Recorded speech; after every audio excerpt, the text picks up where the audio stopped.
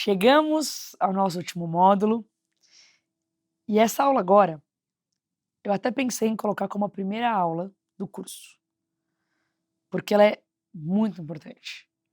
Mas eu acho bacana que você tenha assistido todo o resto, tenha ouvido sobre vários outros conteúdos antes de ouvir o que eu vou te falar agora. É o seguinte, tem muita coisa que você pode aprender e você pode fazer. Né, nas aulas passadas, eu falei sobre procurar um nicho de mercado, eu falei sobre desenvolver um mínimo produto viável, eu falei sobre equipe, sobre sociedade, sobre levantar investimento. Tem muito conteúdo que é aprendível e quando você vai e coloca a mão na massa, você começa a entender melhor sobre aquilo e pouco a pouco você consegue até mesmo dominar alguns desses temas, por mais que você tem sempre mais a aprender. Principalmente nas minhas aulas sobre administração de produto ou sobre growth hacking, são coisas aprendíveis. Essas coisas continuam sendo desafiadoras. Fazer uma startup continua sendo desafiador, por todas as razões que eu mencionei nesse curso, por todas as incertezas com as quais você tem que lidar. Mas o ponto é, mesmo que você aprenda tudo que você pode aprender, e aprender fazendo, tá? Não estou falando que você ouviu e aprendeu. Mesmo que você coloque a mão na massa e aprenda tudo. Ainda assim, grande parte das startups só dão certo por causa do psicológico da equipe fundadora. Sim, empreender é um desafio psicológico. É um jogo psicológico. E você tem que entender isso, se você quer entrar nisso. O que acaba acontecendo é que ao longo da última década, conforme o termo empreendedorismo começou a ser mais falado, ele muitas vezes acabou tendo uma conotação romântica. Virou legal ser empreendedor. Virou sexy empreender. Você tem filmes que contam as histórias de algumas startups de tecnologia e aquilo parece muito legal. O fundador parece um verdadeiro herói humano. E pensa que esse termo, empreendedorismo, começou a ser mais disseminado junto com o crescimento de mídias sociais. No mundo de mídias sociais, você posta a sua vida. E te garanto que é muito mais legal postar sobre o que você vai fazer do que viver alguns desafios que você vai viver quando você é um empreendedor.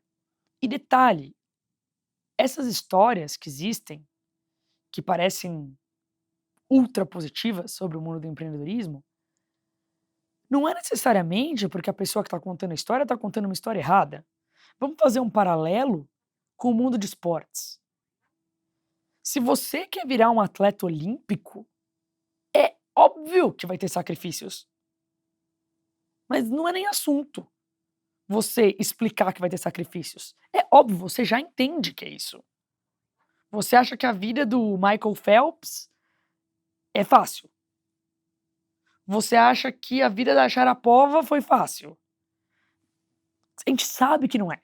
A gente imagina tudo que existe e que tem que ser abdicado para o cara ter a chance de chegar naquilo. Fora o que teve de gente que abdicou das mesmas coisas e não venceu.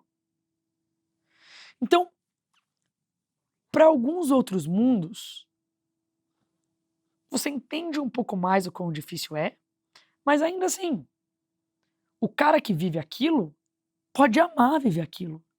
E pode compartilhar de uma forma extremamente positiva, porque ele ama aquilo. Não porque é fácil, mas porque ele realmente ama aquilo. Mas o que acaba acontecendo é que entre essas diferentes histórias e entre essas diferentes maneiras de olhar para startups, e eu tentei fazer o melhor trabalho que eu consigo fazer nas aulas anteriores, em mostrar o lado bom e também mostrar os desafios, as coisas se misturam. E quem não entende necessariamente o que é real, pode acabar entrando nesse mundo pelas razões erradas, ou pode não ter noção do que esse mundo guarda. Deixa eu pegar alguns exemplos de coisas que acontecem quando você é um empreendedor e talvez você entre nesse mundo sem saber disso. Primeira coisa, quando você tem uma empresa, quando você tem uma startup, você não tem quem culpar. Se as coisas estão dando errado, a culpa é sua. Você pode até se enganar no começo e falar que a culpa é da equipe, sei lá, inventar alguma piração ali, mas se você é um bom empreendedor, é só questão de tempo para você perceber e cair na real que tudo é sua culpa, que todos os erros são sua culpa. E isso pode ser uma pressão pesada. Segunda coisa, todo mês a sobrevivência da empresa depende das suas ações. E se no final do mês não tem caixa na empresa, tem famílias que dependem de você. Tem pessoas que dependem de você. Sim, de você. De novo, pressão. E detalhe, esses erros e acertos dependem das suas decisões. Você está lá no topo fazendo decisões sozinho, extremamente solitário. Você está fazendo decisões sem nem saber direito o que está fazendo. Não porque você não tem noção, mas porque uma startup vive uma realidade de extrema incerteza. Você não tem dados para um monte de coisa, você faz um monte de decisão diante de informação incerta. Decisões que podem fazer com que você tenha que mandar a gente embora. Decisões que você pode fazer com que você não tenha caixa no fim do mês. Grandes erros que podem inviabilizar a empresa. É isso. Isso é parte da sua vida. Muitas pessoas não pensam nisso.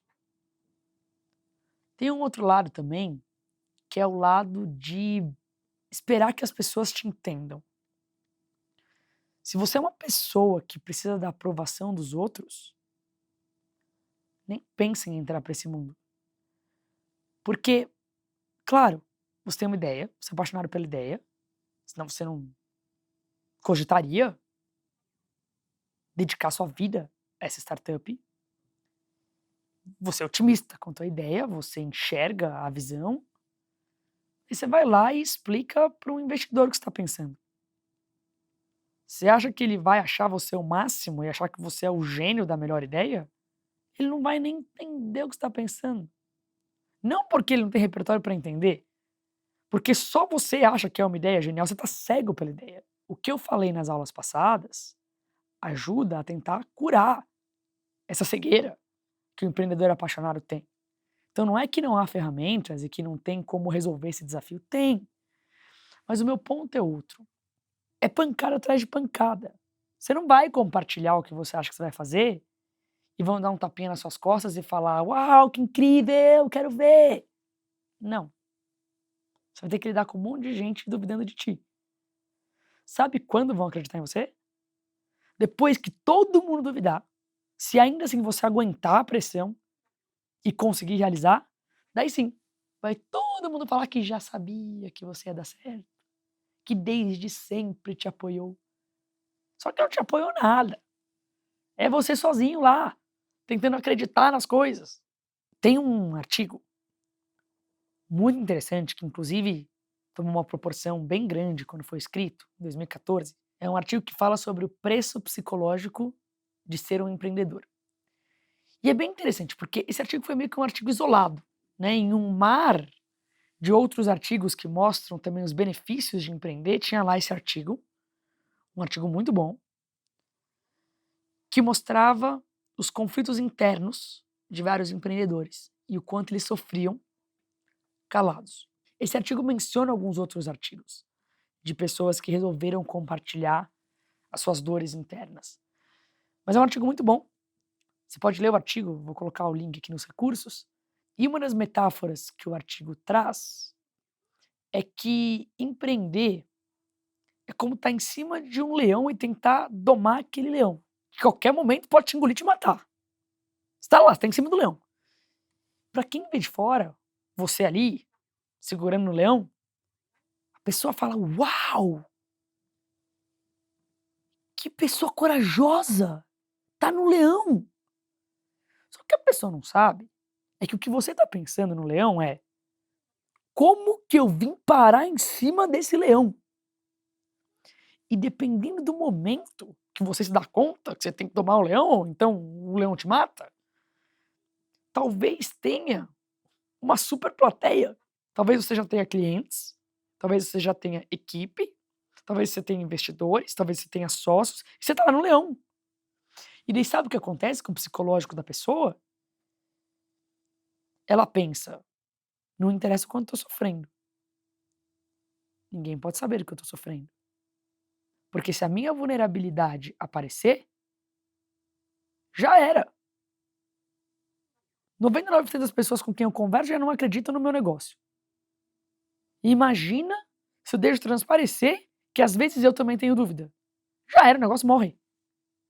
Eu tenho que estar sempre 100% acreditando. Tenho que segurar as pontas.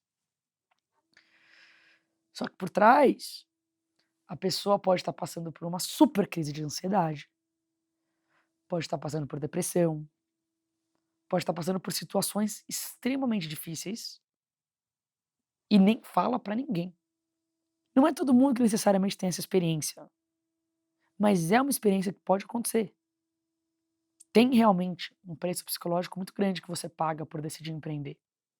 O que eu quero levantar aqui é o seguinte, que você pode cair em algumas situações diferentes. Eu quero falar só sobre 2 situações.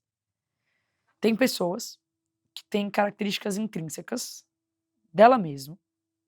A pessoa já era assim antes de entrar no mundo de empreendedorismo.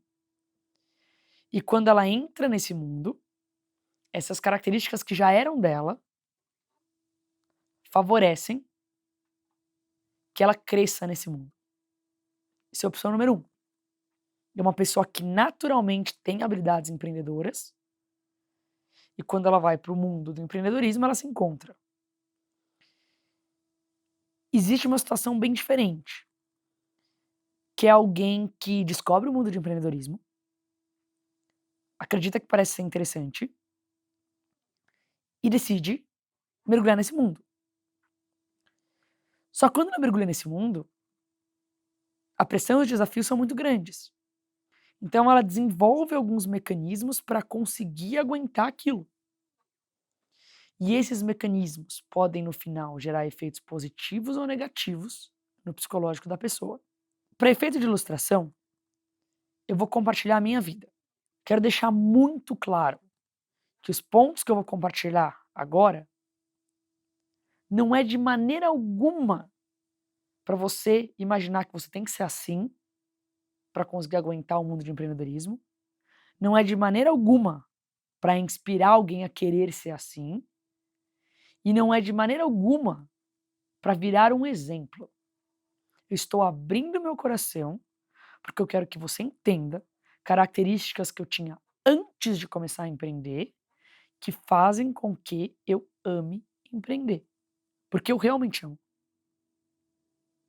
Não é fácil, mas eu realmente não consigo me ver fazendo outra coisa.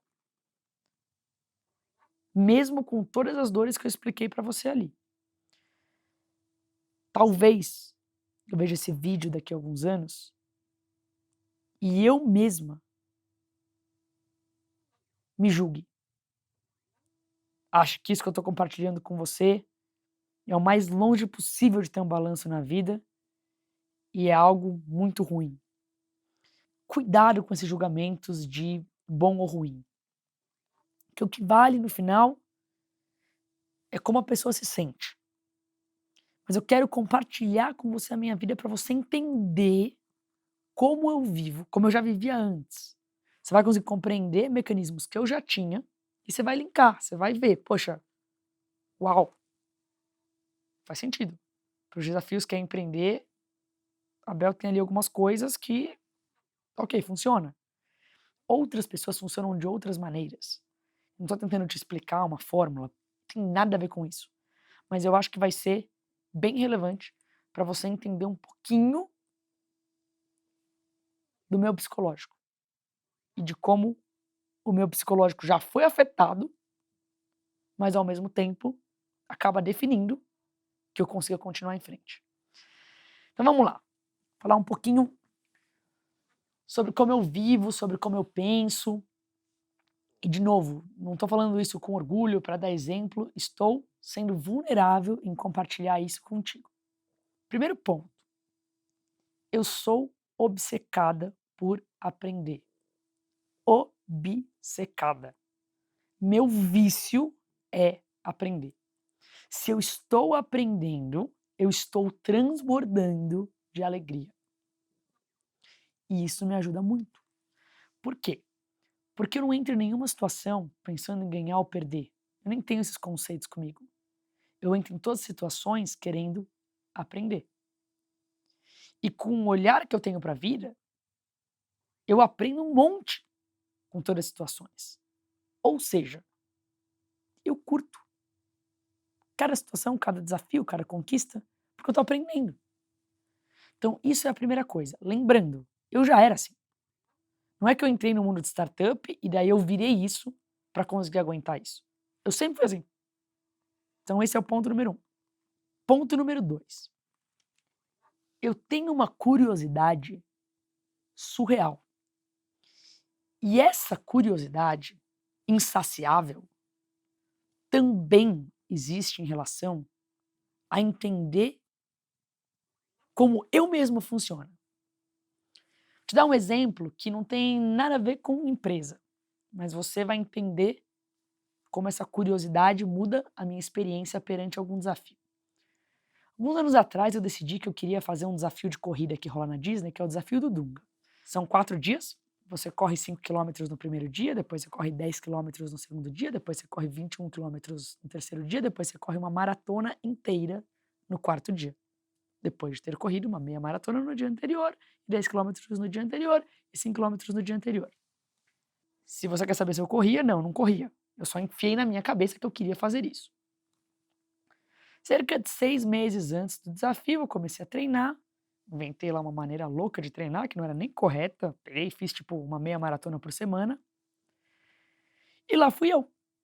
Embarquei para o desafio. Como eu embarquei? Super curiosa. Para ver como eu ia me sentir nesse desafio. Beleza. Primeiro dia, 5 quilômetros, nem senti. Tava treinada para isso e, cara, fiz aqueles 5 quilômetros com o periscope ligado, mostrando para as pessoas como era a corrida e tal.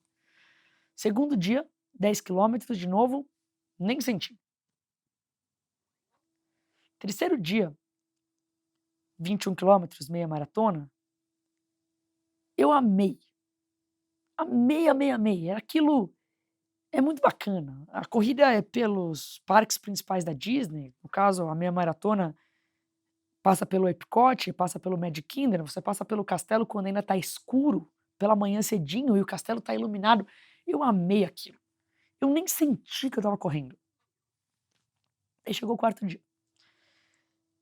No quarto dia, eu estava com amigos que tinham também passado pelas mesmas experiências que eu passei nos 3 dias anteriores. E eles estavam em pânico. Ninguém sabia o que ia acontecer no quarto dia. A galera já tinha corrido 5, 10, 21. E agora tinha que acordar no dia seguinte e correr 42. Fazer uma maratona. Sabe como eu estava me sentindo? Sabe como eu acordei? Parecia que eu tinha ganho na loteria. Porque a minha curiosidade para eu passar por algo que eu nunca passei e ver como eu ia reagir para aquilo era maior do que qualquer medo em relação àquilo. O meu olhar curioso para as coisas transforma qualquer evento num evento para aprender. Daí ótimo, porque linka com o que eu mais amo, com a minha obsessão, com o meu vício. É claro que tem dor e sofrimento em fazer uma maratona, ainda mais depois de ter feito tudo aquilo que eu fiz. Nem me passou pela cabeça a dor e sofrimento. Eu fiz sorrindo, porque para mim cada passo que eu dava, eu estava saciando a minha curiosidade do que eu ia fazer, do que eu ia sentir, do que seria a experiência de fazer algo pela primeira vez. Sabe qual é o único medo que eu realmente tenho? Eu tenho pavor de um dia eu acordar e não ter nada para resolver. Eu tenho pavor de eu acordar e estar com a vida resolvida. Esse é meu real medo. Eu amo resolver problema. Por quê? Porque quando eu resolvo problema eu aprendo, é meu vício. O dia que eu acordar e tiver tudo resolvido, eu não sei o que vai acontecer comigo. Eu acho que eu vou ficar doente. Eu vou inventar algum problema. Porque eu amo solucionar problema. Porque eu amo até mesmo passar pelo sofrimento e dor de resolver aquele problema. Mas olhar pra trás e ver que eu passei e que eu aguentei, que agora eu sou ainda melhor. Eu amo isso. Estou contando essas coisas, você pode falar: "Meu Deus, que mina doida". Quero deixar bem claro que eu sou extremamente feliz assim. Isso não me traz ansiedade, isso não me traz sofrimento, não me traz tristeza. Eu amo. Eu transbordo de alegria vivendo assim. É como eu sou, eu já era assim antes de entrar no mundo de empreendedorismo. Eu vou entrar em mais algumas coisas e vou compartilhar mais uma vez, de maneira alguma esperando que você tenha que pensar em tentar copiar algumas dessas coisas. Principalmente que a próxima coisa que eu vou compartilhar é bom e é ruim. A minha referência do que é normal é totalmente anormal. E eu gosto tanto de resolver problema e de fazer tarefas e de completar tarefas que eu não reparo que eu estou trabalhando. E eu nem me canso. A cada ação que eu faço, eu me energizo para a próxima ação de novo. Vou dar um exemplo em relação a esse curso. Esse curso tem 19 aulas em português e 19 aulas em inglês. São 38 aulas. A gente está gravando como equipe. Demora. Cada aula normalmente vai 1 hora e meia entre a gravação e daí tem que parar um pouquinho para passar os arquivos, já organizar para gravar a próxima aula. Eu tenho uma equipe que está gravando comigo. A gente normalmente começa a gravação 7 da manhã e termina 1 da manhã. Então são 3 dias. Em geral as gravações vão aí das 7 da manhã até a 1 da manhã, que são 18 horas. Eu começo mais cedo, porque eu tenho que chegar antes, ser maquiada, organizar roupa, algumas coisas, né, isso leva tempo também. Então, no meu dia a dia aí desses 3 dias para gravar esse curso, em geral eu chego em casa às 2 da manhã, durmo, acordo às 5, escolho a roupa, venho para o escritório, sou maquiada e gravo aula atrás de aula. Entre as aulas tem 5, 10 minutinhos, né, do tempo que estão descarregando os arquivos. O que eu faço? Eu vou ouvir um vídeo do TED ou ouvir um resumo de audiolivro em velocidade 3, porque a minha maneira de, sabe quando você tem um tira-gosto entre experimentar uma coisa e experimentar outra coisa? O meu tira-gosto, a maneira que eu dou um reset no que eu estou fazendo, é aprendendo mais coisa. Eu não vou para um canto descansar, eu vou lá e aprendo mais alguma coisa. E é assim que eu funciono. E no final do dia, quase sempre eu tô com a mesma energia do começo do dia. Eu nem reparei que eu passei 20 horas trabalhando. Se eu pudesse, eu só continuava. Ontem a gente estava gravando o segundo dia do curso, deu 9 da noite e eu lembrei que eu não tinha pedido almoço.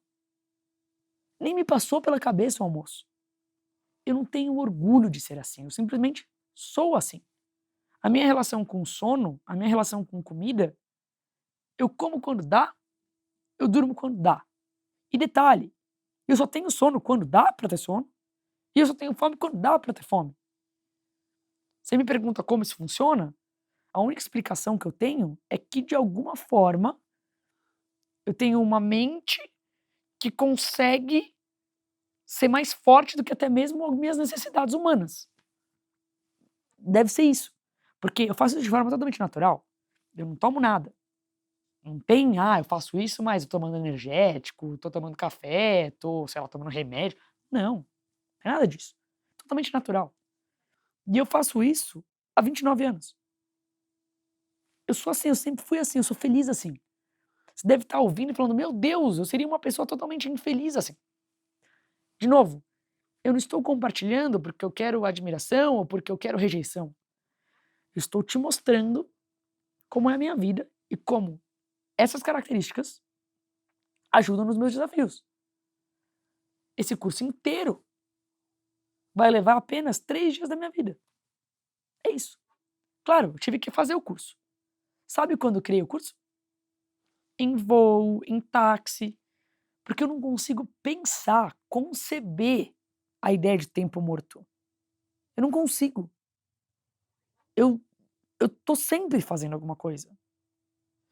E de novo, não é porque eu tô desesperada que eu preciso fazer alguma coisa, é porque eu sou feliz assim. Eu só sei viver assim. Obviamente, se você pega essas 3 características que eu compartilhei até agora, e você coloca em cima o fato de que eu tenho uma empresa, o que acaba acontecendo? A minha identidade e a identidade empresa super se misturam. A fase nova e eu acaba virando uma simbiose. Eu não consigo me desvincular da fase nova. A fase nova para mim é parte da minha identidade, é parte do meu ser, é parte de mim. Isso é bom, isso é ruim? Pode ser bom, pode ser ruim. O meu ponto é. Só é. E não é uma escolha, não é que eu estrategizei dessa maneira, só é. Você pega as minhas características ali e joga dentro de virar empreendedora, só isso. Vou compartilhar uma última coisa que tem a ver com hiperfoco. Eu tenho um lance que o que eu tô fazendo agora, eu assumo que é tudo que eu tenho na vida agora. Eu tô aqui gravando essa aula, eu não tô pensando em absolutamente mais nada. Essa aula é minha vida. Eu tô feliz da vida que eu tenho a chance de compartilhar isso contigo. Eu tô me entregando de corpo e alma. Eu não tenho nenhuma outra preocupação na minha cabeça. É hiperfoco para aquela entrega. E isso é verdade para cada situação que eu vivo na minha vida. Não é só para dentro da empresa. Se eu vou e dou uma palestra e depois da palestra uma pessoa vem falar comigo e começa a contar a história de vida dela para mim, naqueles 15, 20 minutos que eu tô conversando com ela, a pessoa vira minha vida. É hiperfoco na pessoa. Eu não penso em mais nada. Eu me entrego de uma maneira que a pessoa pensa: "Uau!", tipo, eu virei a vida da pessoa. Eu não consigo viver de outra forma. Só que tem várias desvantagens em viver assim. Uma delas é que você gera uma super conexão intensa, que parece que você vai estar sempre disponível como você estava naquele momento, mas 5 minutos depois, eu estou nesse mesmo hiperfoco com alguma outra coisa. Então, se você não está presente comigo, você não vai ter minha disponibilidade, porque eu vou estar hiperfocado em alguma outra coisa. E eu vivo assim. Eu só consigo viver assim. Detalhe, eu sei dessas coisas. Eu poderia querer mudar algumas dessas coisas. Eu nem cogito mudar. Eu amo viver assim. Talvez daqui 5 anos eu tenha filhos e tenham mudado minhas prioridades na vida, e eu acho um horror isso que eu estou descrevendo para você. Mas hoje eu não acho. Para mim, juntando essas características e outras que eu tenho, quando eu entro no mundo do empreendedorismo, eu amo. Eu me sinto muito bem. Inclusive, eu não consigo pensar em outra vida. Tem várias outras características, mas só essas que eu falei pra você, você consegue entender. Como as coisas que podem ser desesperadoras para alguém no mundo de empreender, para mim são maravilhosas. Eu amo. Eu aprendo. Eu passo por um novo desafio e eu acho aquilo o máximo. Para mim funciona. O meu ponto aqui é o seguinte: muitas pessoas acabam desenvolvendo outros mecanismos para lidar com os desafios de empreender. Se você sentar com qualquer empreendedor, ele vai ter várias loucurinhas, como as que eu descrevi para você. Talvez não tenham nada a ver com as minhas. Talvez sejam outras coisas. Mas vai ser ali, a forma como ele conseguiu lidar para seguir em frente como empreendedor, porque precisa. Não dá para ser normal. Agora, a razão pela qual, para mim, é muito importante você assistir essa aula, não é necessariamente para você desistir de empreender. É só para você entender que, ao decidir mergulhar nesse mundo, talvez você faça parte das pessoas que para conseguir lidar com isso, você vai criar alguns mecanismos que no final vão te trazer ansiedade, vão te trazer depressão, vão te trazer coisas ruins. E você precisa compartilhar as suas dificuldades. Essa aula é muito menos para te dar medo ou te fazer desistir. Eu acho que a gente tem que sentir na pele e decidir se é pra gente ou se não é. A minha preocupação é se você tentar, você perceber que não é pra você e você se fechar. Você não dividir com ninguém os desafios pelos quais você está passando, porque esse é o perigo. Histórias super tristes de fundadores que sofreram muito poderiam ter sido outras histórias se eles se permitissem ser vulneráveis. Vulneráveis talvez a ponto de cair fora desse mundo, porque esse mundo não é para qualquer um. Da mesma forma que o mundo de tentar ser um atleta de alta performance e ir para as Olimpíadas não é para qualquer um. Mas você precisa conseguir compartilhar os seus desafios internos caso você caia nesse caso.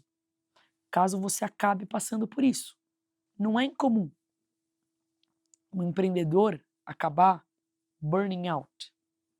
Burning out é uma expressão que descreve uma pessoa que, às vezes, da noite pro dia, acorda e, deu tilt, cara. Deu tilt, não consegue continuar. Não é incomum isso acontecer com um empreendedor. E se acontecer com você, você não pode ser a pessoa que mais se cobra, a ponto de não se permitir passar por isso. E claro que eu falo isso sendo a pessoa que mais se cobraria. Você já ouviu como eu sou. Você já sacou aí o meu psicológico. Mas eu tô compartilhando isso contigo porque se você cair nesse caso, você tem que conseguir, antes de tudo, proteger o seu psicológico. Porque é ele que vai não só decidir o sucesso ou fracasso da sua empresa, mas vai decidir a qualidade da sua vida. Então, se no final você decidir tentar e você perceber que a vida de empreendedor não é para você, não tem problema. Tem várias coisas da cultura do Vale que você pode aplicar na sua vida pessoal, que você pode aplicar numa empresa na qual você trabalhe, que você pode aplicar numa empresa maior. E tá ótimo, você aprendeu alguma coisa que você pode aplicar. Então, eu quero que você saiba que quando você entra nesse mundo, tem um preço psicológico que você paga. Esse preço não é só seu, muitas vezes as pessoas ao seu redor têm que pagar também, porque você acaba, muitas vezes, debilitando conexões importantes, deixando de lado pessoas, focando em coisas diferentes. Então, só saiba, não é fácil. Se você quer comparar alguma coisa que talvez você entenda, pensa num atleta que decidiu que porque quer e vai fazer de tudo com toda a determinação ir para as Olimpíadas. Não é porque ele quer que ele vai conseguir, e não é todo mundo que nasceu para isso, e tem muitas coisas das quais você vai ter que abdicar, e sim, terá um preço psicológico. Então vamos partir para a próxima aula e ver como você pode pensar como uma startup.